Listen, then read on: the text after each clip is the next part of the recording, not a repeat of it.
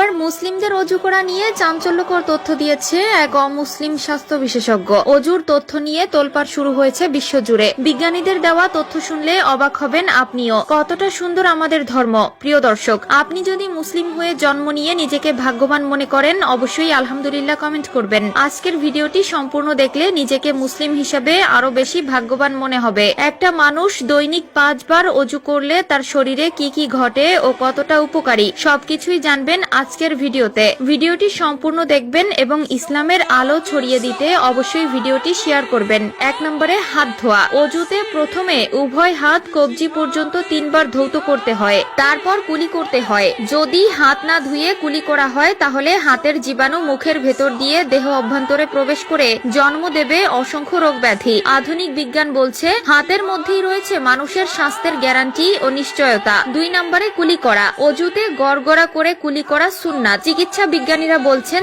দাঁত ভালো থাকলে স্বাস্থ্য ভালো থাকে। কুলি করার দ্বারা দাঁত পরিষ্কার থাকে এবং পায়রিয়া রোগ থেকে মুক্তি পাওয়া যায়। তাছাড়া গড়গড়া করার দ্বারা টনসিল ও গলা ব্যথার অসংখ্য রোগ থেকে মুক্তি পাওয়া যায়। 3 নম্বরে নাকে পানি দেওয়া। নাক হলো শ্বাস গ্রহণের একমাত্র পথ, আর যেই বাতাস থেকে শ্বাস গ্রহণ করা হয় তার মধ্যে লালিত পালিত হয় অসংখ্য ধ্বংসাত্মক জীবাণু, যা নাক দিয়ে ভেতরে প্রবেশ করে। অনেক সময় নাকের ভেতরে জীবাণু প্রবেশ করে আটকে থাকে, সুতরাং নাকের ভেতরে পানি দিয়ে ঝাড়া দিলে তা বের হয়ে যায়। তাছাড়া নাকে পানি প্রবেশ করালে মস্তিষ্ক সজীব থাকে, দৃষ্টিশক্তি প্রখর হয় এবং সাইনাসাইটিস রোগের উপশম হয়। 4 নম্বরে মুখমণ্ডল ধৌত করা। বাতাসে অসংখ্য রোগ জীবাণু উড়ে বেড়ায়, যা চর্ম চোখে দেখা যায় না। আমাদের মুখমণ্ডল যেহেতু অনাবৃত থাকে, তাই সেসব জীবাণু মুখে এসে জমে। স্বাস্থ্য ও সৌন্দর্য বিশেষজ্ঞগণ বলেন প্রত্যহ বারবার চেহারা ধৌত করা সৌন্দর্য ও সুস্বাস্থ্যের জন্য খুবই ফলপ্রদ। 5 নম্বরে কনুই পর্যন্ত হাত ধোয়া। এতে হাতের মধ্যে রক্ত চলাচলের গতি বৃদ্ধি পায় এবং হাতের মাংসপেশি শক্তিশালী হয়ে ওঠে। তাছাড়া হাতের শিরা উপশিরার সঙ্গে সারা দেহের শিরা উপশিরার সংযোগ রয়েছে।